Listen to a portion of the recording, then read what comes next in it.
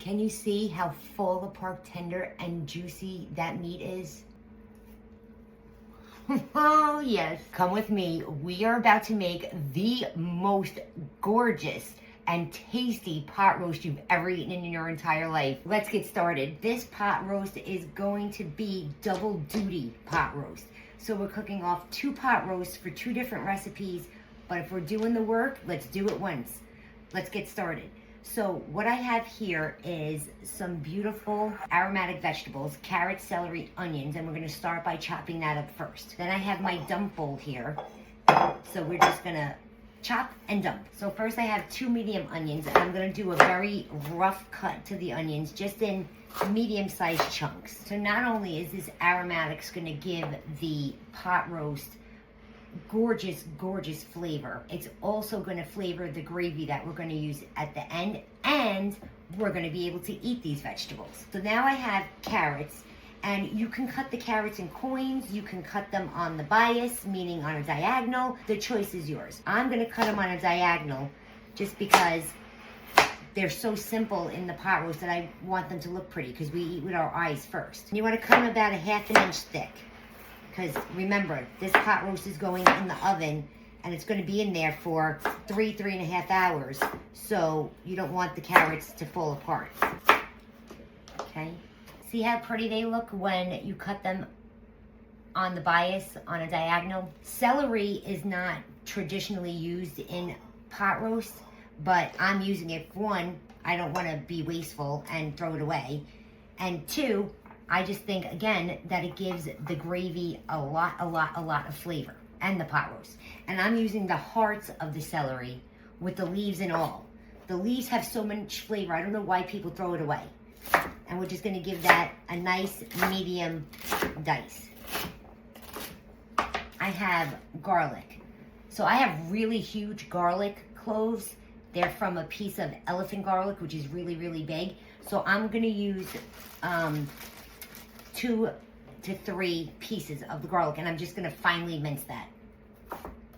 And when you're mincing something, you don't wanna go just continuously mince in one direction. You wanna go in all directions so that everything's minced the same size.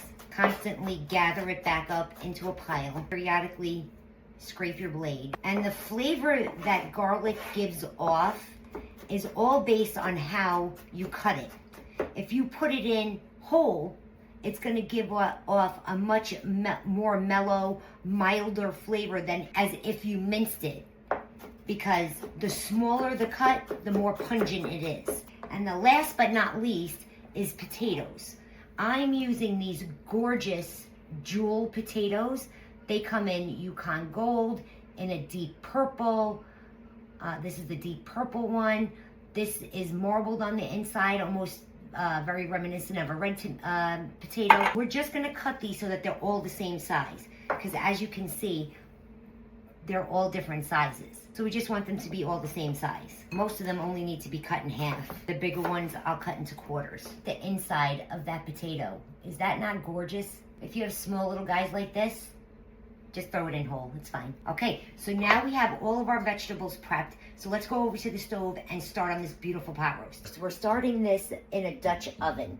So I have here 2 gorgeous pieces of chuck roast that are about 3 pounds each. So before we do anything, first let me turn the heat on. And we want that on medium-high heat. I'm just gonna salt and pepper these chuck roasts liberally, because they're big pieces of meat, so they need a lot of seasoning, salt and pepper. So now we're going to prepare the Dutch oven. So I'm just going to put extra virgin olive oil in the bottom of the pan, just enough to coat the bottom, and we're going to wait for our pot to heat up. Okay, now that our pot is good and hot, we're going to start searing off the chuck roast on both sides. So season side down. Now, don't touch it. Walk away from it. We want to develop that caramelization, that deep golden brown color on each side. So it's going to go for about 3 or 4 minutes. While that's happening, we'll season the other side. A little tip for you guys is when you're searing anything, especially in cast iron, or in this case, a cast iron enamel pot or pan, if the meat doesn't move, and it's stuck to the bottom, It's not ready. Leave it alone. When it's ready, it will lift right off. We're ready to turn it over. It's been about 3 minutes. Look at that color. That is exactly what we're looking for. That deep caramelized color is flavor. That's why we don't bother our meat. Let it hang out. Let it do its thing. Okay, the first one's out. Now we're going in with the second one. Just a little squirt more of olive oil for insurance. Can you see the flavor that we're starting to develop in this pot? Now one more, season side down. Season again with salt and pepper. Okay, our next pot roast is ready to flip over. Oh my goodness. Look at the color. That's all flavor. That is exactly what you want. Now we're just going to do that to the other side, and we're going to move on to the next step. Our chuck roasts are done searing, so I'm just going to pull that out, and now we're going to start building our braising liquid. So see all this flavor in this pot? We're going to get that all up. So we're going to throw in our aromatics into the pot. I'm going to hit them with some salt and pepper. And now we're just going to stir it around in that oil and let it start releasing the liquids of the vegetables. Once the liquid starts to be released, we're going to scrape the bottom of the pan and get all that fond off the bottom. That's all of our flavor. Can you see how the liquid is starting to be released from the vegetables? Now just go in there, use the vegetables, use your spoon, just scrape the bottom of that pot. You want it to be clean, like you just washed it.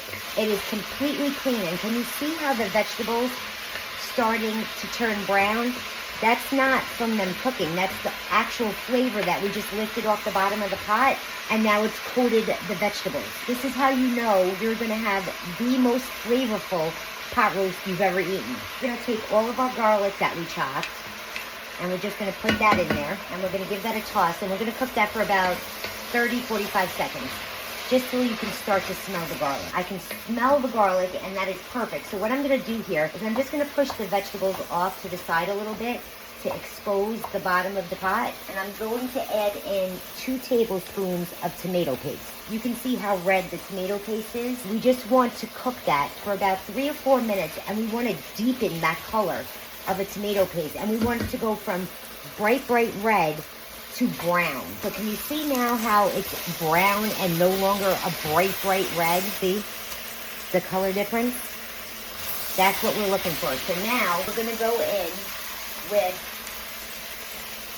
2 tablespoons of balsamic vinegar and 2 tablespoons of Worcestershire sauce. Again, make sure you get all that tomato paste goodness off the bottom of the pot. Now last but not least, to balance out all the savory flavor, we're going to hit it with a little bit of Mike's hot honey. That's going to give it a little bit of sweetness and just ever so slightly a little bit of heat. Going in with 2 cups of beef broth. And you want to go up just about halfway up the sides of the pan, because we're not going to submerge the chuck roast.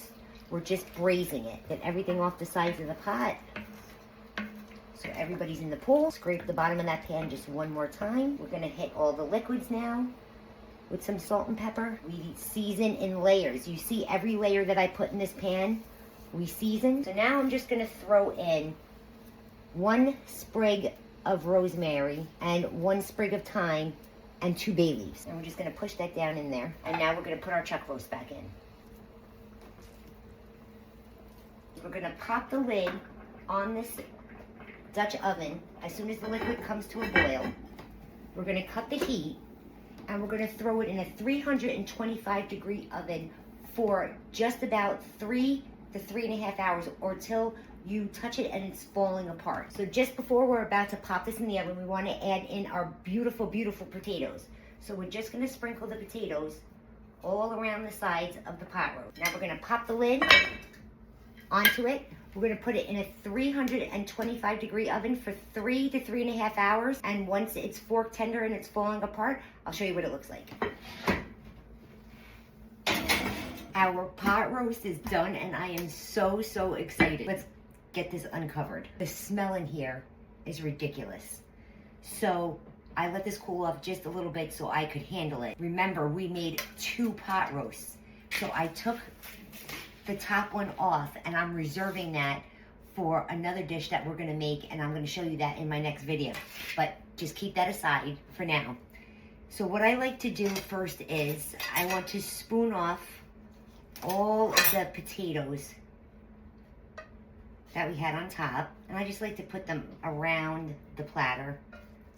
We eat with our eyes first, right? So we want this to look pretty. And when you're doing this, be careful not to disturb the meat because it is so incredibly tender. Okay, now I'm gonna use my tongs to get the rest of them. It literally just falls apart. And I'm just gonna put that in the middle of the platter. You don't need a knife or anything. It literally is just falling apart. That's because we slow braised it for a long time, broke up all of that cartilage. So now I'm gonna take the rest of the veggies off the bottom, all those carrots and celery and onions. Make sure you take out your herb bundle that you had in there earlier and your bay leaf. My son tells me all the time that whenever I make something that has a bay leaf in it, that he gets it in his dish all the time. And I always tell him, well, then you're the lucky winner. Look at this platter of food. One pot, and you get all of this food. And there you have it. A gorgeous, gorgeous pot roast dinner. Vegetables, meat, gravy, all in one pot.